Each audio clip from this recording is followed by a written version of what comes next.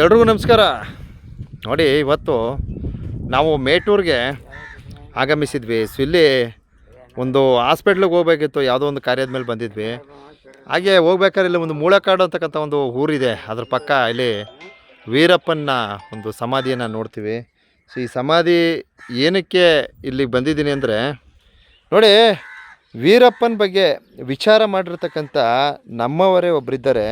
So ಅವರು ವೀರಪ್ಪನ ಬಗ್ಗೆ ಒಂದಷ್ಟು ಹೇಳಿಕೆಯನ್ನು ನೀಡ್ತಾರೆ.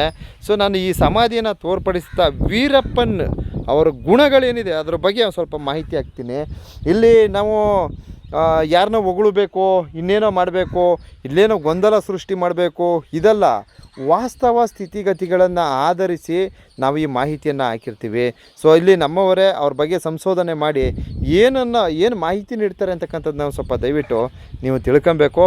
ಸೊ ಇದುವೇ ಮೂಳೆಕಾಡು ಅಂತಕ್ಕಂಥ ಒಂದು ಸ್ಥಳ. ಸೊ ಈ ವೀರಪ್ಪನವ್ರ ಬಗ್ಗೆ ನಾವು ಒಂದಷ್ಟು ಮಾಹಿತಿ ನೀಡ್ತೀನಿ. ಅದಕ್ಕೂ ಮೊದಲೇ ಇಲ್ಲಿ ಸ್ವಲ್ಪ ವಾಸ್ತವ ತೋರ್ಪಡಿಸ್ತೀನಿ. ಸೊ ಈ ಒಂದು ಸ್ಥಳ ಏನಿದೆ, ಇಲ್ಲಿಗೆ ನೀವು ಮೇಟೂರ್ಗೆ ಹೋಗ್ಬೇಕಾದ್ರೆ ಇಲ್ಲಿ ಒಂದು ಮೂಳೆಕಾಡು ಅಂತಕ್ಕಂಥ ಊರು ಸಿಗುತ್ತೆ. ಅಲ್ಲಿ ಬಂದು ಲೆಫ್ಟ್ ತಗೊಂಡ್ರೆ ಸೀದಾ ನೀವು ಇಲ್ಲಿಗೆ ಬರ್ಬೋದು, ಏನು ಈ ಒಂದು ಸಮಾಧಿಗೆ ಬರ್ಬೋದು.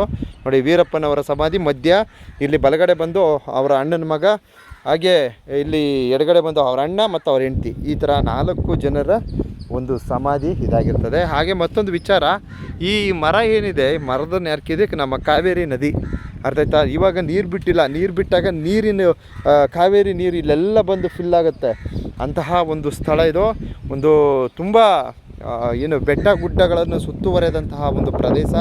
ನೋಡೋಕ್ಕೆ ಬಹಳ ಚೆನ್ನಾಗಿದೆ. ನೋಡೋಕ್ಕೆ ಇಲ್ಲಿ ಬಹಳ ಚೆನ್ನಾಗಿ ಈ ಒಂದು ವೀಕ್ಷಣೆಗಳು ಸಿಗುತ್ತೆ. ಸೊ ಇದು ವೀರಪ್ಪನ ಒಂದು ಸಮಾಧಿ ಅಂತ ಹೇಳೋದಕ್ಕೆ ಬಯಸ್ತೀನಿ. ಇಲ್ಲಿ ನಮ್ಮವರು ಕೆಲವರು ಹಲವಾರು ತರಹದ, ಲಾಸ್ಟ್ ಟೈಮು ನಾವು ವೀಡಿಯೋ ಮಾಡಿದಾಗ ಹಲವಾರು ತರಹದ ಕಮೆಂಟ್ಗಳು ಹಾಕಿದರು. ಸೊ ಈಗ ನಮ್ಮವರೇ ಇವ್ರ ಬಗ್ಗೆ ಹೇಳಿರ್ತಕ್ಕಂಥ ಕೆಲವೊಂದು ವಿಚಾರಗಳನ್ನು ನಾನು ಇಲ್ಲಿ ಮಾಹಿತಿ ನೀಡ್ತೀನಿ. ದಯವಿಟ್ಟು ವೀಕ್ಷಣೆ ಪಡೆಯಿರಿ.